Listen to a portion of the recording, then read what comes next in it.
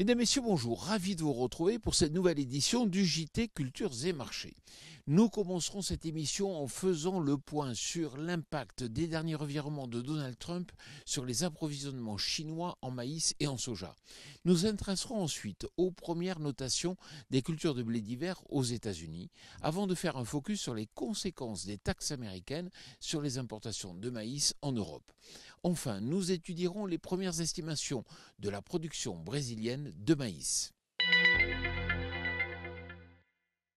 Nouveau revirement de Donald Trump qui a annoncé cette semaine une trêve de 90 jours pendant laquelle la plupart des pays nouvellement taxés auront des droits de douane ramenés à 10%. Seule exception, la Chine qui voit désormais ses tarifs douaniers croître à 145%. Une des premières conséquences pour les marchés que l'on peut en tirer est que les importateurs chinois de produits agricoles se tourneront désormais vers l'Amérique du Sud pour s'approvisionner en maïs et en soja. Cette semaine a aussi été marquée par la publication des notations de culture à l'échelle nationale des blés d'hiver américains. À ce jour, à peine 46% des surfaces sont notées en bonnes ou excellentes conditions, contre 56% l'an passé à cette même date. Des conditions plus sèches sont attendues pour les prochaines semaines. Il faudra donc être vigilant sur l'évolution de ces notations pour anticiper un éventuel rebond des cours du blé.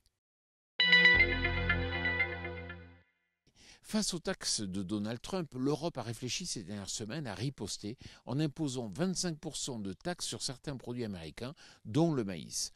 En réponse au dernier revirement américain, la Commission européenne a aussi proposé de faire une trêve de 90 jours.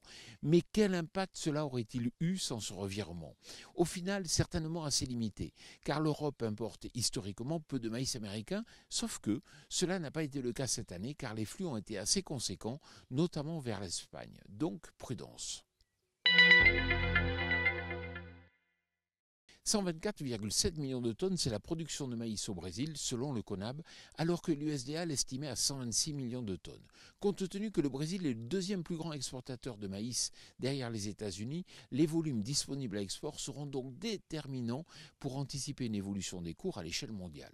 Plusieurs paramètres seront donc à suivre. Le climat, mais aussi la hausse de la consommation en alimentation animale et la progression de la production d'éthanol en Amérique du Sud. Pour le moment, les pluies régulières dans les zones brésiliennes de production auraient plutôt tendance à rassurer les opérateurs. À suivre donc. Voilà, le JT Culture et Marché, c'est terminé. Je vous souhaite bien sûr une excellente semaine.